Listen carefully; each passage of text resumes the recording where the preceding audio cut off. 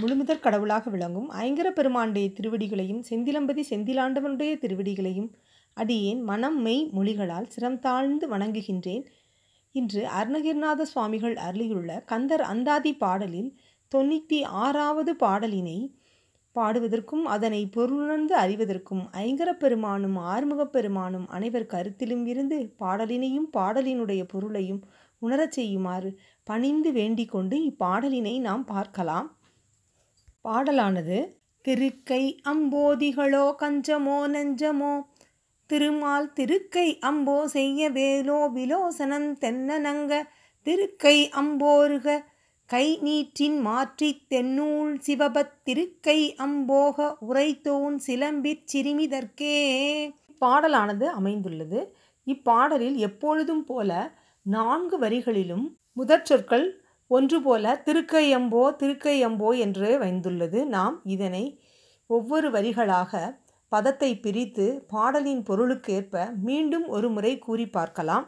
திருக்கை அம்போதிகளோ கஞ்சமோ நஞ்சமோ திருமால் திருக்கை அம்போ செய்ய வேலோ விலோச்சனம் தென்னன் அங்கத் திருக்கை அம்போருகம் கை நீற்றின் மாற்றி தென்னூல் சிவபத்தி ருக்கு ஐயம் போக உரைத்தோன் சிலம்பிற் சிறுமிதற்கே என்று இந்த பாடலினை நாம் அமைத்து கொள்ள வேண்டும். அமைத்து கொண்ட சொற்களுக்கு ஏற்ப இந்த பாடலினுடைய பொருளை ஒவ்வொரு வரியாக நாம் பொருளை பார்த்து முழுமையான பொருளினை நாம் அறியலாம். பாடலினுடைய முதல் வரியானது திருக்கை அம்போதிகளோ கஞ்சமோ நஞ்சமோ திருமால் என்று அமைந்துள்ளது.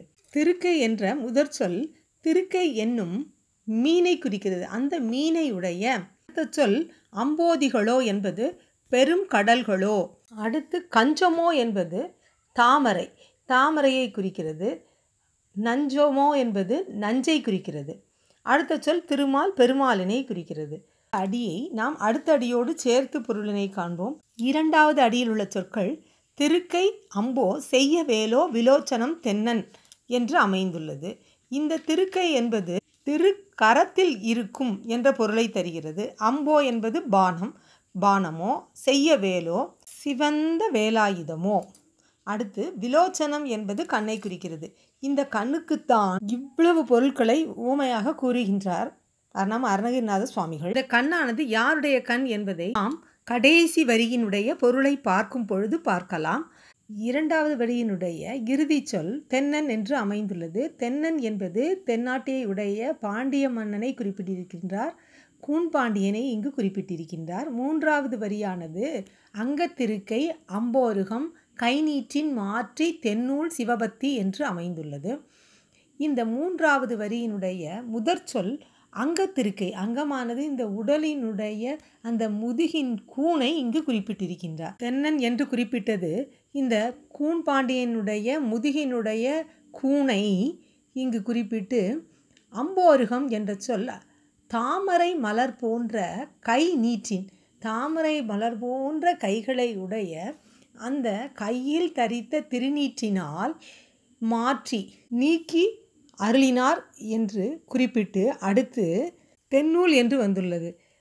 தென்னூல் என்பது தென்மொழியாகிய அந்த தமிழ் நூலாகிய சிவபக்தி என்பது சிவபக்தியை ஏற்றுவிக்கும் என்று வந்து இந்த அடியினுடைய தொடர்ச்சியை நாம் 4வது வரியுடனும் தொடர்பு கொள்ள வேண்டும். இந்த 4வது வரியானது ருக்கு ஐயம் போக உரைத்தோன் சிலம்பில் சிறுமிதற்கு என்று வந்துள்ளது.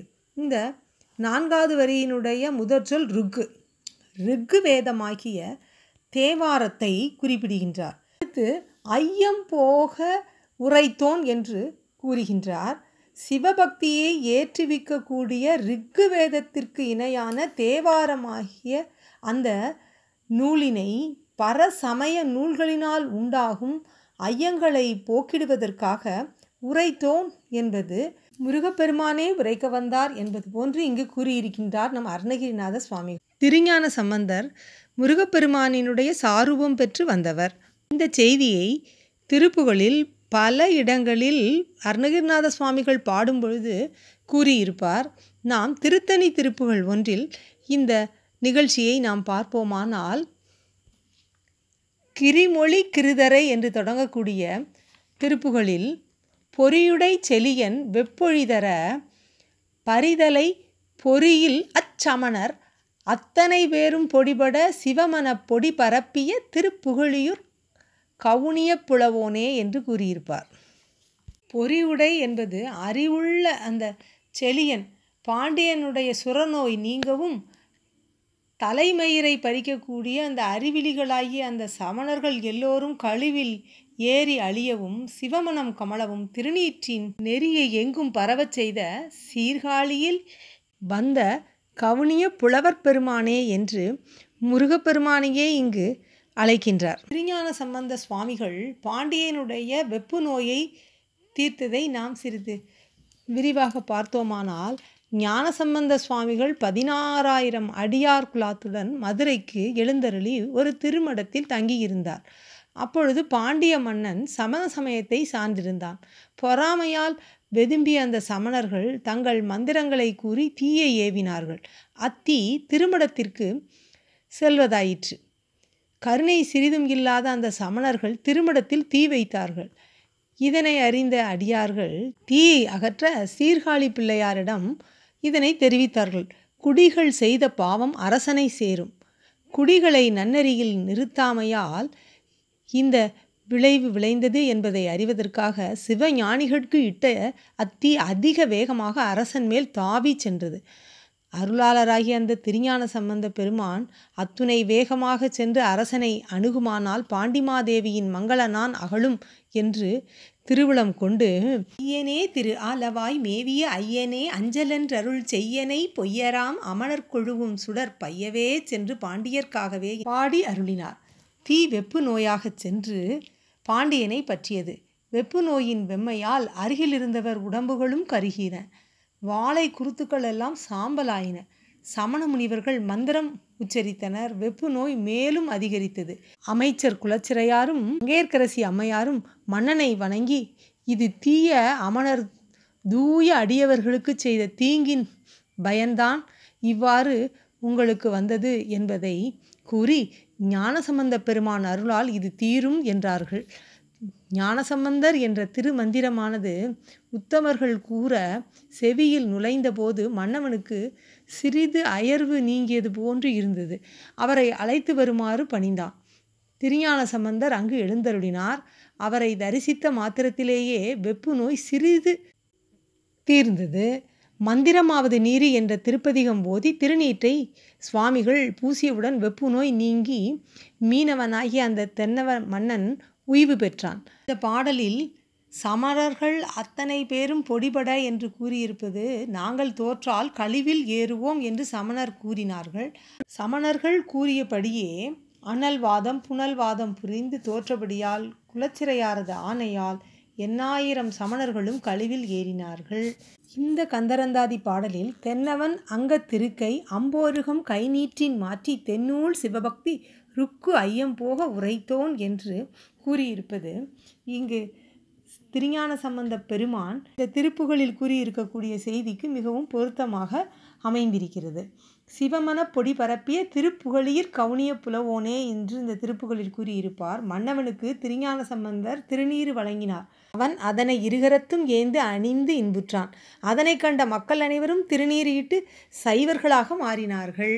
இதனை சேக்கிழார் பெருமான் பெரிய புராணத்தில் தென்னவன் தனக்கு நீரு சிறபுறச் செல்வர் ஈந்தார் முன்னவன் பணிந்து கொண்டு முழுவதும் அணிந்து நின்றான் மன்னன் நீரணிந்தான் என்று மற்றவன் மதுரை வாழ்வார் துண்ணி நின்றார்கள் எல்லாம் தூய நீரணிந்து கொண்டார் என்று கூறியிருப்பார். சம்பந்த பெருமானுடைய தேவாரத்தை இருக்குமொழி சாரம் என்று கூறுவார். ரிக்குமொழி பிள்ளையார் என்றே பெரிய புராணத்தில் ஞானசம்பந்தர் கூறப்பட்டிருப்பார். இருக்கு முழக்கும் தேவார திசையும் துவன்றி யோங்க என்று செங்கழுநீர் விநாயகர் பிள்ளை தமிழில் கூறப்பட்டிருக்கும். அருணகிரிநாத சுவாமிகள் ஞானசம்பந்த பிள்ளையாருடைய தேவார பெருமையை கூறி அது ரிக்கு வேதத்திற்கு சமமானது என்றதையும் எடுத்து கூறி அதனை முருகப்பெருமானே உரைத்தான் என்றும் கூறி அத்தகைய குமரப்பெருமான் வாழ்கின்ற மலையில் வாழக்கூடிய சிலம்பில் சிறுமிக்கு என்று நிறைவு செய்கின்றார். சிலம்பில் சிறுமி என்பது மலையில் இருக்கின்ற சிறுமி. முருகப்பெருமான் வீற்றிருக்கக்கூடிய மலைகளில் வசிக்கக்கூடிய அந்த பெருமானிடம் அன்பு செய்யக்கூடிய அந்த கண்ணியினுடைய கண்களைத்தான் முதல் வரியில் குறிப்பிட்டிருந்தார். இந்த பாடலானது கண் நயந்துரைத்தல் என்ற துறையில் அமையப்பட்டுள்ள பாடல். இந்த அகப்பாட்டு பெருமானிடம் அன்பு செய்யக்கூடிய பெண்ணினுடைய கண்ணானது திருக்கை மீன் தங்குகின்ற அந்த பெருங்கடல் போன்ற பரந்த பார்வையை உடையதாகவும், பிரம்மாவிற்கு உறைவிடமாகிய தாமரையையும் பரமசிவனார் உண்ட அமுதமாகிய அந்த நஞ்சையையும் ஞானமாகிய அந்த வேலாயுதத்தினுடைய தன்மையையும் உவமையாக கூறியிருப்பார். முதல் தேவர்களான பிரம்மன், சிவன், திருமால், முருகனுடைய சம்பந்தமாகவே கூறியிருப்பார். வேல் வகுப்பில் பருத்த முலை சிறுத்த இடை வெளுத்த நகை கருத்த குழல் சிவத்த இதழ் மரச்சிறுமி விழிக்கு நிகராகும் என்று கூறியிருப்பார். வள்ளியம்மையாருடைய கண்ணினுடைய பார்வையானது படைத்தல், காத்தல், அழித்தல், மறைத்தல், அருள் ஆகிய பஞ்சகிருத்தியங்களையும் செய்யக்கூடியது என்று கண்ணினுடைய அந்த பார்வைக்கு கூறியிருப்பார். அபிராமி அந்தாதியில் தனம் தரும், கல்வி தரும், ஒரு நாளும் தளர்வரியா மனம் தரும், தெய்வ வடிவம் தரும், நெஞ்சில் வஞ்சம் இல்லா இனம் தரும், நல்லனையெல்லாம் தரும், அன்பர் என்பவர்க்கே கணம் தரும், பூங்குழலால் அபிராமி கடைக்கண்களே என்று கூறியிருப்பார். ஒருவருடைய கண் பார்வைக்கு அளப்பரிய சக்தி உண்டு. வேண்டாதவர்களுடைய கண் பார்வைக்கு கண்ணூறுபடுதல் என்றெல்லாம் நாம் கண்ணை வைத்து சொல்வதெல்லாம் இதனால்தான். பெருமான் வாழ்கின்ற குன்றில் வசிக்கின்ற அந்த சிறுமியானவள் பெருமானுடைய அருட்குணங்களையே கண்டு மகிழ்கின்றவளுடைய கண்ணினுடைய அழகையும் பெருமையும் சிறப்பையும் நயந்து பாடியிருக்கின்றார். இதே கருத்தில் அந்தாதியிலேயே 88வது பாடலில் செந்திலம்பதியில் வாழ்கின்ற பெண்ணினுடைய கண்ணானது எப்படி இருக்கும் என்பதை அழகாக இதே பொருள்படவே எடுத்து கூறியிருக்கின்றார். அந்த பாடலையும் இத்துடன் சேர்த்து பொருளை பார்த்தால் மிகவும் சிறப்பாக இருக்கும். இந்த பாடலில் சைவ சித்தாந்த சமய நெறியே சிறந்ததென்று கூறக்கூடிய ஞானசம்பந்த பெருமான் அருளியுள்ள தேவாரம் ரிக்குவேதத்திற்கு சமமானது என்று தேவாரத்தினுடைய பெருமையை எடுத்துக்காட்டியிருக்கின்றார். திருநீற்றினுடைய பெருமையையும் எடுத்துக்காட்டியிருக்கின்றார். சைவ சமய நெறியே சிறந்த நெறி என்பதையும் முருகப்பெருமானே நமக்கு எடுத்து கூறுவதாக இங்கு கூறியிருக்கின்றார் நம் அருணகிரிநாத சுவாமிகள். முருகப்பெருமான் வாழ்கின்ற அந்த குன்றில் இருக்கக்கூடிய அந்த பெண்ணினுடைய கண் பார்வையினுடைய நயத்தினை எடுத்து உரைக்கின்றார். மீண்டும் இப்பாடலினுடைய குறுகிய வடிவத்தை பார்த்து இப்பாடலினை நாம் நிறைவு செய்வோம்.